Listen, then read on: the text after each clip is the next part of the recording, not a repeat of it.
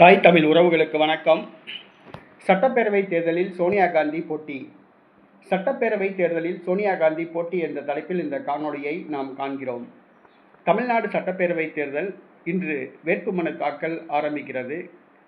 April 23ஆம் தேதி வாக்குப்பதிவு நடைபெறுகிறது.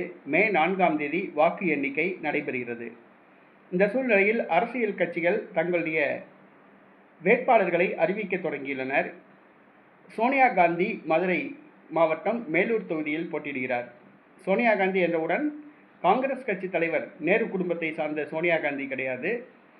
சசிகலா கட்சியில் சோனியா காந்தி என்பவர் வேட்பாளராக அறிவிக்கப்பட்டுள்ளார். அதிமுக முன்னாள் முதலமைச்சர் செல்வி ஜெயலலிதாவின் தோழியான சசிகலா தன்னுடைய வயதான காலத்தில் எம்ஜிஆர் பெயரில் ஒரு கட்சியை ஆரம்பித்துள்ளார். 70 தொகுதிகளில் போட்டியிடப் போவதாக கூறப்படுகிறது. முதல் கட்டமான வேட்பாளர் பட்டியலை அறிவித்துள்ளார். மேலூர் தொகுதியில் சோனியா காந்தி என்பவரை வேட்பாளராக அறிவித்துள்ளார். அவரை எதிர்த்து காங்கிரஸ் கட்சியே ஒரு வேட்பாளரை நிறுத்துகிறது. சோனியா காந்தி என்ற பெயரில் ஒரு பெண் போட்டியிடுகிறார். காங்கிரஸ் கட்சி கை சின்னத்தில் ஒருவர் போட்டியிடுகிறார். இதனால் வாக்காளர்கள் மத்தியில் குழப்பம் ஏற்பட வாய்ப்பு உள்ளது.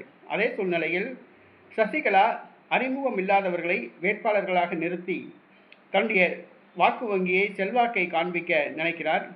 குறைந்தது ஒரு 5000 வாக்குகளாவது ஒவ்வொரு வேட்பாளரும் பெற வேண்டும் என்று நினைக்கிறார். கிடைக்குமா என்பது கஷ்டம்தான். 500 ஓட்டு கூட ஒவ்வொரு தொகுதியிலும் சசிகலாவுக்கு கிடைக்குமா என்பது கஷ்டம்தான். ஏனென்று சொன்னால் சசிகலாவே போட்டியிடுகிற தொகுதியில் அவர் வெற்றி பெறுவாரா என்பது கேள்விக்குறிதான். ஜெயலலிதாவை வைத்து கோடி கோடியாக கொள்ளையடித்து சொத்து சேர்த்த சசிகலாவின் அரசியல் வாழ்க்கை தற்பொழுது பரிதாபமாக உள்ளது.